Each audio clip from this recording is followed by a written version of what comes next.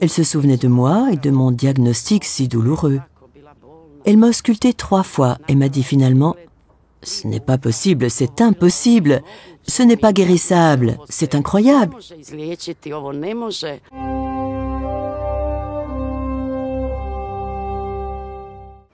Début 1996, Vera Biritic fut victime d'une fracture de l'épaule entraînant une paralysie de la main et de l'avant-bras gauche. Lorsque la paralysie régressa, des complications apparurent sous forme de dystrophie de Zudek, avec destruction des tissus et décalcification osseuse. Malgré les nombreuses thérapies, elle a eu pendant 3 ans des douleurs insupportables. Au bout de 3 ans, les médecins m'ont dit « Vous resterez invalide et les douleurs iront en s'amplifiant ». J'ai fondu en larmes et n'ai cessé de me demander comment pourrais-je vivre avec cela. Ils m'ont dit que je devais vivre avec. J'ai dû prendre ma retraite et ma vie n'était plus que douleur. Je me couchais avec des douleurs, je me levais avec des douleurs. Ma vie n'avait aucun sens et était inutile pour moi-même et pour les autres. Et une chère amie m'a invitée à aller à une conférence d'information « Guérison par voie spirituelle selon l'enseignement de Bruno Gröning ». Durant 2 années, l'état de santé de Vera Biritic ne change pas. Mais elle fait alors une expérience décisive. J'assistais à une heure de communauté avec plus de 50 personnes.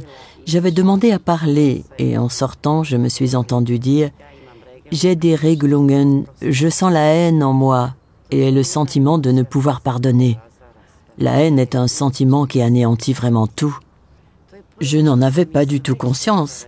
C'était la première fois que je disais de tout mon cœur « Bruno, mon ami, prends-moi tout ».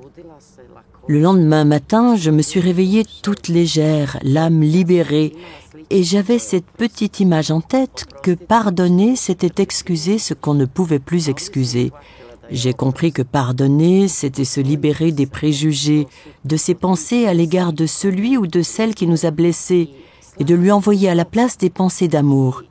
Et c'est seulement quand j'ai pris conscience de cela, de cette haine, de cet entêtement, de cette vulnérabilité, que j'ai vraiment obtenu la guérison de la dystrophie de Zudek. C'était un grand congrès à Zagreb. Nous avons pu entendre la voix originale de Bruno Gröning. Je me suis frotté le bras et j'ai pensé « Mais tu ne peux pas faire cela !» Tout de suite après la pensée, essaye de voir ce que tu peux encore faire. J'ai fermé le poing et levé le bras et j'ai pleuré à chaudes larmes comme je n'avais encore jamais pleuré dans les moments de douleur les plus fortes. Mais le plus important a été cette forte pensée que j'ai reçue. « Dieu, tu existes vraiment !» Je n'avais jamais cru en lui auparavant. J'ai attendu 15 à 18 jours et puis je suis allée chez ma doctoresse qui m'avait soignée pendant toute cette période et lui ai demandé de m'ausculter. Elle se souvenait de moi et de mon diagnostic si douloureux. Elle m'a ausculté 3 fois et m'a dit finalement « Ce n'est pas possible, c'est impossible, ce n'est pas guérissable, c'est incroyable ». Je lui ai demandé d'écrire ce qu'elle venait de constater. Elle a écrit que mon bras et ma main étaient en parfaite santé, que la faculté sensitive était normale et que la force était revenue.